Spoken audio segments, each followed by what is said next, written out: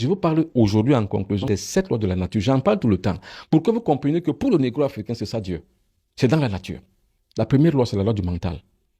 Ça veut dire que tout ce que vous voyez, tout ce que vous voulez faire, visualisez-le, vous voyez que c'est déjà fait, vous le faites mentalement, vous l'avez fait. La deuxième, c'est la correspondance, c'est l'amour. Il faut aimer son prochain. Les Africains ne s'aiment pas. Pas du tout. Mais la preuve est là, allez à l'hôpital, vous n'avez pas l'argent, vous allez mourir, Madame Ketcha. C'est les Africains qui vous regarderont mourir. C'est pas l'amour, ça. Donc la deuxième loi de la correspondance, les Africains ne l'observent pas. Ni la première d'ailleurs. Les Africains attendent toujours qu'il y a un Dieu qui est au ciel qui va les aider. Ils n'observent aucune loi de la nature. C'est pour ça qu'ils sont ce qu'ils sont. La troisième loi, c'est la vibration. C'est la loi de l'intelligence. C'est-à-dire que vous êtes à distance, je vous parle. C'est la télépathie, c'est la téléphonie qui vient de là. C'est la troisième loi de la vibration. Vous vibrez au même diapason avec les autres. C'est ce que les Juifs font. Ils vibrent tous au même diapason. Parce qu'ils ont compris la nécessité de cette loi. Et c'est pour ça que attaquez-vous à un seul Juif. C'est toute la meute et la cohorte juive qui va se ruer vers vous. Les abeilles ont aussi la même politique. Les Juifs l'ont. Les Occidentaux l'ont à travers leur OTAN. Vous essayez d'attaquer seulement un seul pays occidental, l'OTAN va se mettre en ordre de bataille pour vous attaquer. C'est comme ça que les autres peuples font. Mais les Africains attendent assis en contemplation vis-à-vis d'un Dieu distant et lointain, qui ne les écoute même pas. Il faut donc en sortir, c'est ce que je dis. La quatrième loi, comme je viens de le dire, c'est la dualité. Tout ce que vous faites, Madame Ketcha, il y a un pour, il y a un contre. Vérifiez toujours ce qui est positif et ce qui est négatif. Et en cela, donc, vous allez réussir. La cinquième loi, c'est la loi du temps. Gbagbo a dit, le temps, c'est l'autre nom de Dieu. Dieu, c'est le temps. Chaque chose est faite selon son temps, à son moment, à son niveau et chaque chose. C'est pour ça que je dis pour les négros africains, nous ne sommes plus à l'heure de la victimisation, c'est passé.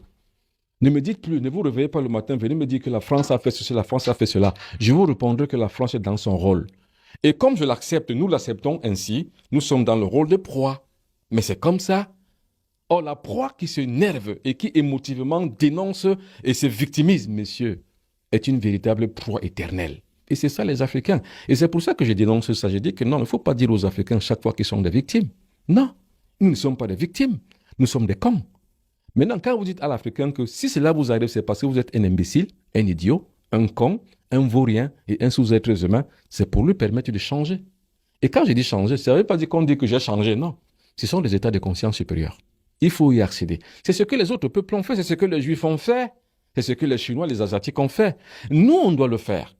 Nous, on le fait parce que moi, je le fais avec ceux qui viennent à mes séminaires et avec ceux qui participent avec moi à l'éclosion d'une nouvelle corruption spirituelle à travers Astra, qui est la plateforme de résistance et de transformation. Et la cinquième loi, c'est le temps. La sixième loi, c'est le genre. Il faut savoir intégrer la femme et l'homme. Voilà ce que les religions négro-africaines font.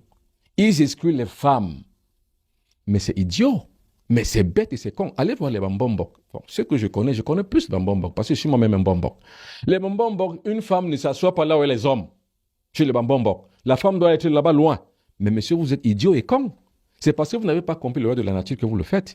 Mais madame, il faut instruire la femme. Il faut mettre la femme au devant de la scène.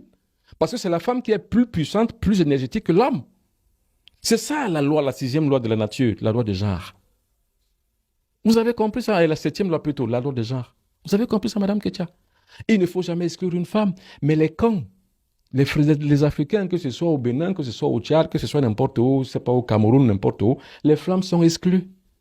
Mais nous sommes dans quelle société où on exclut une partie et une vraie partie même de la population? Nous sommes même qui, en fait? On n'est rien.